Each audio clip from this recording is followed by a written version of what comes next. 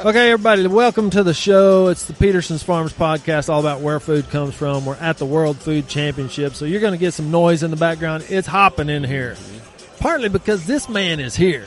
I want to introduce you to, if you're not already well familiar with him, it's Chef Jernard Wells. Thanks for coming on the show. Thank you for having me, yes. Oh, man, I'm really excited to talk about food and the things you're up to and why food's even important to you, right? I know. We don't just eat to live. We live to eat, right? Yeah, that's right. And, well, but you're like an ambassador for the culinary culture, for other chefs, for people to look up to, for kids to see, hey, man, I could be like that guy. Yes. What makes you want to be like that? And because when I was growing up, my father was a chef, and I grew up in Mississippi, and that was the only person I knew as a chef. And I went to thinking when I got older, went to culinary art school, my father, of course, had passed away, but I was like, man, if I had more people like my father in my life, I would be so much further. So I tried to extend an olive branch and help other chefs, especially in the entertainment world and the competition world, help be that beacon to help them go even further. It's a form of, I'd say, of paying it forward. Yeah. Then plus, as they always say, it ain't no fun at the top, so you always want a group of amazing chefs to join you. Yeah, right. Yes. It's lonely at the top a little bit. Let's bring them all up. Yes, right. Exactly. It's enough to go around. That's the thing. Yeah. It's enough place to feed everybody, and we can have fun doing it. You bet. That's a great perspective you're talking about right there. We're really blessed to be in America. That is so true. I mean, the opportunity is abundant. It is. I mean, we did come out of a real crazy time, which was COVID. I mean, that certainly affected the restaurant business in a huge way. It affected the restaurant business in an astronomical way. One of the things I can say is that I'm truly happy to be blessed during COVID. My business thrived, especially from the entertainment side, because normally it was going in studio and filming and things like that, and when they shut that down, guess what? I did all my TV shows from home. Yeah. So at the top I had a chef jacket on the bottom I had pajamas and footies. So it was amazing for me. But on the serious note, from a lot of the restaurants, one of the biggest things that I saw when restaurants had to shut down, those that were so focused on going high-end and gourmet, they didn't understand the concept of transferring for to-go orders. And that takes a certain skill that we look over every day when we see the fast food restaurants and the drive-thrus and things like that. It's how do you take a 5-star or a fine dining restaurant and convert it to all to-go? And a lot of chefs' mind, they're so concerned about the appearance and how the beauty of it, it's hard to see that beauty in a styrofoam tray. Sure. So a lot of them that got it still stayed around and still survived and thriving to this day. Yeah. I mean, I bet you've already done stuff in your career like you saw, I got to change that a little bit. I mean, especially in entertainment. I mean, because people consuming entertainment, they're changing all the time. Oh, the way we cooked 5 years ago, we don't cook to this day, What's the difference? Yeah, well, one of the differences is as we get adapted to more styles of cooking, more refined products that's out, and then there's always something being added to the beacon of food. We started off with what? As I say, the regular eater, pescatarian, vegan, vegetarian. Now we got plant-based, which is a whole nother thing, and people don't even realize that's a whole nother category by itself. But the thing is, even something as simple as the wedge salad. The wedge salad goes in and out of style every 5 years. But if we talk, me being a Southern chef, on a note of something as simple as collard greens or cabbage. Well, we would custom, hey, you want some good collard greens, you had to have some fat back, some pork belly or something in it to really give it that enriching flavor that we loved growing up. Now, hey, you get collard greens, your collard greens may have smoked turkey legs in them. Things that offer more alternative. Instead of using vegetable oil, they use like grapeseed or olive oil. So those are ways that I saw where food has really changed. We're also in this new world of air frying, where there's no more submerging in grease. Hey, you get the same experience from air frying. So just seeing how food is truly changing, it just amazes me, but I'm not even surprised anymore. I just try to keep up with the time. I love that. I mean, everybody listening, this is a really valuable chance for you to hear from a guy who knows, who is successful. And partially because I feel like you just say, I don't care what the change is, I accept it. I want to go chase it. I want to go make it the best I can make it. Yes, and that's we can pause for a minute. If you're missing something and you can identify that something, make your way to the right of the stage where the volunteer area is. You can go in, and that is where our lost and found is. So if you lost it, we might have found it, and you can get it back. Hey, maybe we'll just play that in the podcast. If hey, you lost it, we may have found it. Yeah, come get it. Yes, but when I think about, how food is now, it's a vehicle itself. And one of the things, even with my TV show, New Soul Kitchen, that I have on Clio TV, I as I'm sharing recipes, what I always want to instill to the person, the recipe is just the blueprint. I want you to take that recipe and make it yours. Add whatever you want to add to it. Take away whatever you want to take away to it to make it your own. And that's how we should be exploring food. Too often do we feel we're tied to the way this specific recipe should go, and we think, if we veer away from it, then we're breaking the code. But we have to realize all food was invented or created, the styles and recipes, by someone. You might as well be the next person to create whatever unique recipe in your kitchen. Yeah. Say that show again. I want everybody to go check it out, because I know there's awesome entertainment there as well as education. Yes. So we'll put it in the show notes. What was it again? New Soul Kitchen. New Soul Kitchen. I have two shows, New Soul Kitchen and New Soul Kitchen Remix. It comes on every Wednesday night on Clio TV, 9:30 p.m. Eastern time. Yeah. Do you have a family? I do actually have a wife, been married for 25 years, and 9 kids, 5 girls and 4 boys. Congratulations. Yeah. Look, I'm glad to say that I've pushed over half of them out of the house now. So it seems a little weird. It's starting to get quiet in the house because I only have 3 high schoolers, a senior, a junior, and a freshman. And they're going through that phase where I only see them during dinner time. Yeah. Do you cook at home? I do. I think it's important to still cook at home because it's a way of with me keeping the relationship, because I truly believe that the kitchen is the heart of the house. But it allows me to bring my kids in with me, and that's the way that I share quality time with them. Hey, come in, stir this, chop this, mix this. But while they're doing it, because we talk and we express with our hands, I'm asking them about their day, what's going on in their life, what's going on in their world, and they're more open with that. And so that's what I use as a bonding moment, as well as they don't realize that they're all my guinea pigs testing out my new recipe. Yeah. I think, to me it seems like sometimes it would be hard to go home and cook. I mean, it's like your job. It's the work you do for a living. But when you love it and when it provides that value to you, like, hey, it's giving me time with my kids that I want, that will disappear one of these days. Yeah. It's really valuable.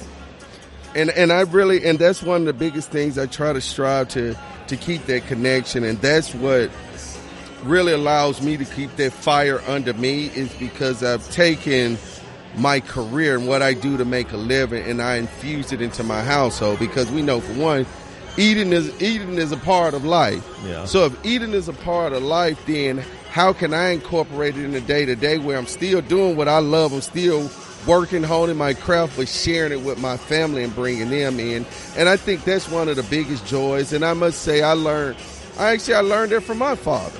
My father, before I ever knew I was going to be a chef, my father would bring me in the kitchen and tell me to come help him. And to this day, I still don't know if he was actually training me to be a chef or was it just him spending quality time, but both worked. Well, and getting some free help. Yes, exactly. What about the kids? Are any of them interested in pursuing, let's say, it is a family business at this point.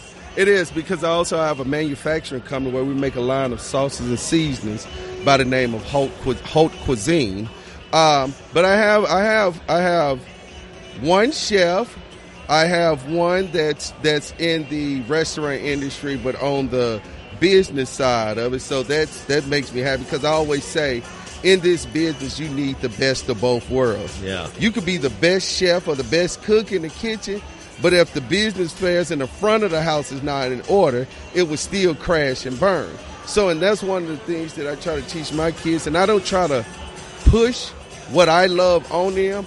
I just nurture it and let them find a way. So I have a few that I ventured in. Now, granted, all of them could cook, and I love, because one of the things I started doing with them as they was younger, on Fridays it was always, okay, it's the kids' day. Whatever you guys want to eat, that's what we're going to get in the kitchen and cook. No matter how crazy or far-fetched it was, I get in there and cook it with them and eat it. Yeah. Smile and wave. Yeah. That's cool. That's really great insight. I love that. What is something that you see coming, like in, or what are you up to? Like, I know you got some projects cooking. Yes. You got anything you can share that's not that maybe the TV show's the big thing? I saw you were just in Texas down at Horseshoe Bay. Oh, amazing! Doing an event. Yes, I won the Best Taste People's Choice Award for 2023 at Horseshoe Bay Resort, which the resort is so amazing and just breathtaking. You know, I really, as I always tell people, it's about tranquility and still finding time for yourself. So even when I'm working and traveling like this, I find time for myself. And then a lot of the events, because I'm blessed to have a wife that's in her own career, but she has the benefit to travel and work from home and work wherever she's at and still be with me. So that's always a win-win too when I go to these places, and I'm able to take advantage for myself. But some of the things, I have a new book that it recently came out, Southern Inspired, My American Table, that's available on Amazon, Barnes & Noble, Walmart.com, everywhere. Happy to say that we hit the Amazon's bestsellers list a few times, so All right. That really felt good. But I tell the story of me being a chef, growing up in Mississippi as a child, raised on a farm my grandparents had, and really learning and loving the art of food and why I cook the way I cook. And that's one of the things I always tell people. I say that what we create in the South, I feel that it is so unique. And I feel that we don't always get the best rep when they always say when you come from the South, they think everything is not good for everything is healthy. But the truth of the matter is the most vegetation comes out of the South. It comes out of the South and then it goes everywhere else. Right. You know, so it starts with us first. That's always been my motto. So that's one of the things. I'm also in the process of getting ready to open up a new restaurant. So got a couple of things in the kitchen frying up. Well, that's cool. So being from the South, like you said, collard greens earlier. Yes. Like I love collard greens. And I think people sometimes, I really resonate with what you're saying. Like the South may not get the credit for, or it's felt like it's maybe cheaper food or something. I don't know. Yeah, or as they say, everybody, what they tend to feel is based off the presentation and not the hardiness and the vibration that comes from it. And our food, and I feel food from the South has everything is packed with more protein, more vitamins, more everything. That's to sustain the family. Exactly. And when we talk about the northern states and they say, okay, well, the South has more overweight people in it. You know what I tell them? It's because we have more land and we don't have stores on every corner. So you have to have a car to drive. In the bigger cities, you can walk to the corner store, you can walk to work, you can do all these lucrative things. You try doing that in Texas, or you try walking to work in Mississippi, and let me know how that work out with you. The boss will see you 4 hours later. Yeah, that's right. Oh man, that's a great insight. All right, so Pederson's, we make claims-based products. So we're talking about no antibiotics ever, no gestation crates, no antibiotics. Oh, I already said that. No growth hormones or nitrates or sodium erythorbate. These things. Nothing but good flavors. Well, what do you think about that? I think that is really important because we're at a place now in the world and in the market where not only do we want to know what's in our food, but we need to know what's in our food. That way we make a better conscious decision on the products. And what people have to understand is that, as I always say, cheaper is not always better. You can go to a store and you can get a product that looks or resembles or sounds like what Pederson's offer. But when you read the labeling and when you read what's in the ingredients, there's a reason why it's cheaper because it has more fillers in it and it has cheaper products. versus from the price point. As they say, if you want something quality, then the one thing that we should be more concerned about is what we put in our bodies, and we should never shy away on that. We'll put 93 octane in our tank and then go to the local quickie market and get us a bag of chips or something and call that dinner. Yeah. Like I say, that's hustling backwards, or better yet, eating backwards. Yeah. Well, I mean, that's so true. Yeah. Like, what's our vehicle? Our body. Yes. I mean, it's fun to drive a fancy car and all these things, but your body is what's going to keep you here. Exactly. Don't mess around and let that check engine light come on Yeah, you. that's right. That's right. So eat good food. I'm not saying Pederson's is the only person making good stuff, but I wanted to hear your thoughts on it. And a lot of times I see we experience it's a little bit hard to sell into a chef a more expensive product without telling that story. Is why we have to have this long-form conversation on the podcast so people can hear, oh, now I see. Like, you're not just going to Cabo on all this extra money you're making. It's costing you more to make it so you can provide a better quality service, a better quality dish, experience overall. And that's what lasts longer than anything else. Yeah. Man, Chef, I really appreciate your time. You're a busy guy. You got a lot of stuff going. I thank you for stopping here and talking to the people at Pederson's Farms, the PNFers out there who want to hear. So go check out the chef's show, check out his book, and support the things you're doing, man, because you're doing big things. You're really helping this industry, and I see you. Yes, thank you, thank you. As I always say, and I like to close it out with, the best way to show people you care is by actually caring. Yes. Mic drop.